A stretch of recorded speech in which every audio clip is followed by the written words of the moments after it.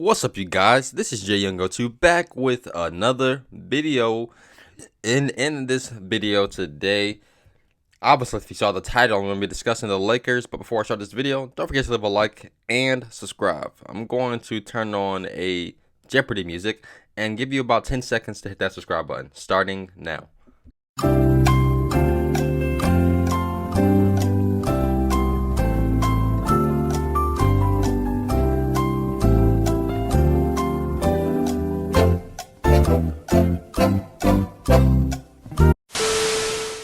So, the Los Angeles Lakers this season. Obviously, as we all know, the Lakers this season, they're struggling.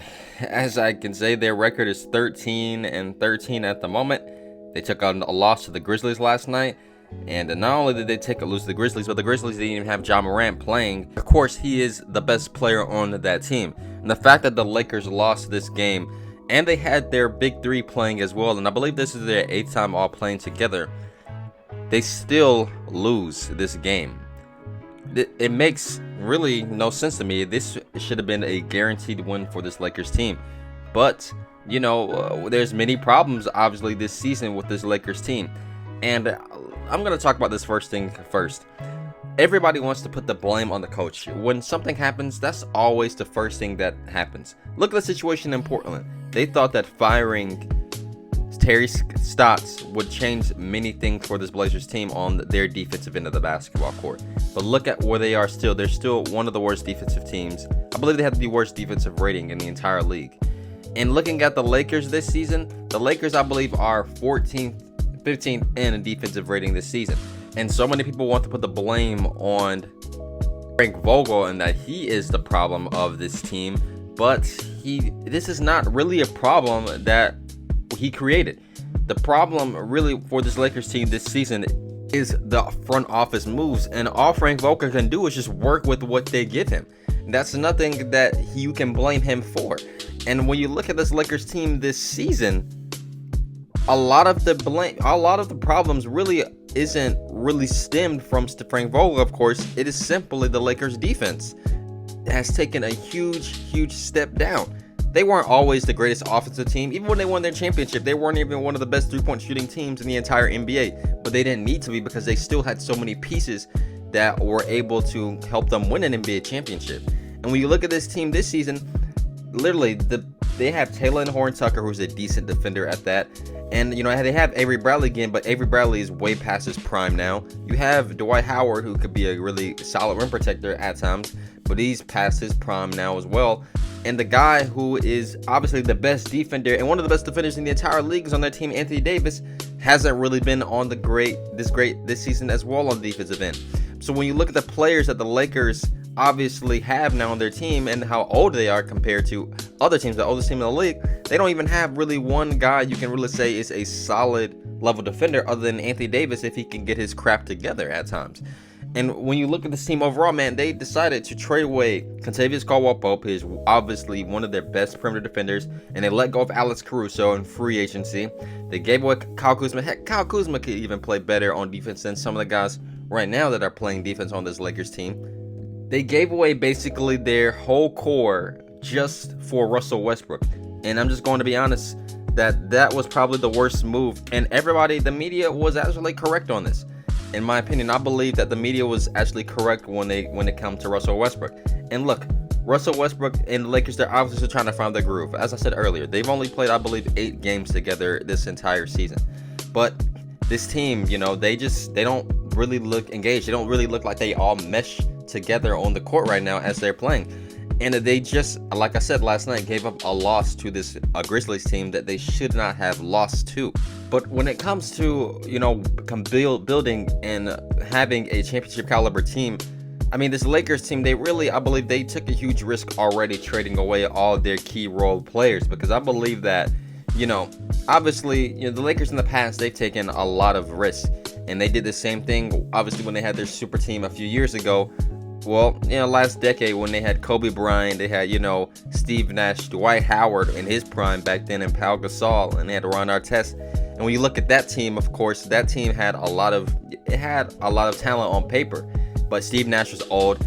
Kobe Bryant was, you know, he was getting up in age as well. Dwight Howard was really legit legit player who they brought in to help them compete. But everybody that season, they were hurt, injured, and they really could not get that chemistry. They luckily even made the playoffs somehow, some way, but Kobe got hurt, so he missed the playoffs. And just that whole season, that Lakers team struggled. And when I look at that team compared to this team now, this is some similarities in many ways for this team.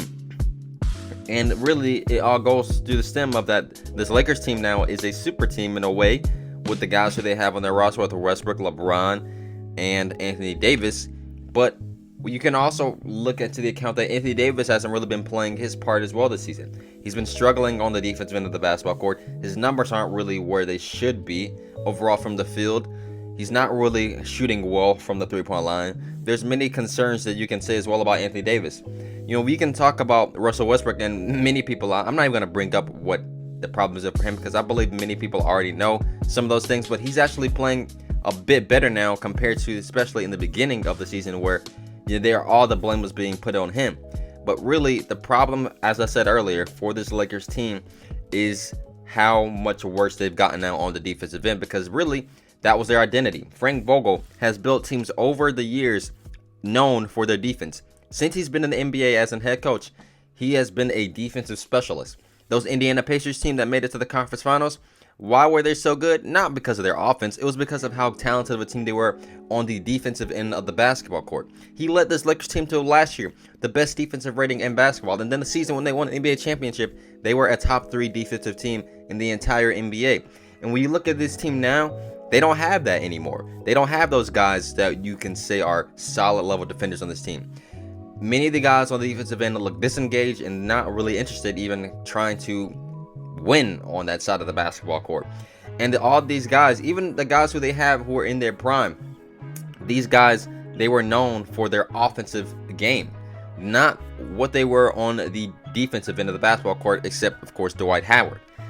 So when I look at this Lakers team now, man, it's rough. It definitely is rough, and there's definitely gonna have to be some decisions that this team makes, because they got rid of their key role guys who were really beneficial for this team, for pretty much dirt cheap players that aren't as close to being as good as their guys are. And no disrespect to the guys who they have on their team, but let's be real, this Lakers team, they don't have that defense that they need, especially for Frank Vogel to really coach a really good team on that end of the basketball court.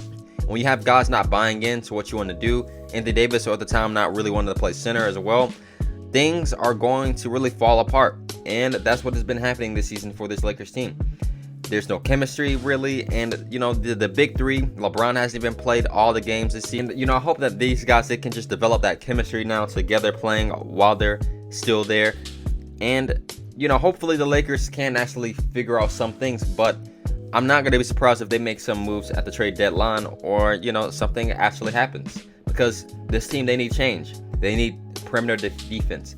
They need more firepower on that end of the basketball court to really be considered a great team, because like I said, that's Frank Vogel's, that is his identity really. It is what he can provide on the defensive end of the basketball court.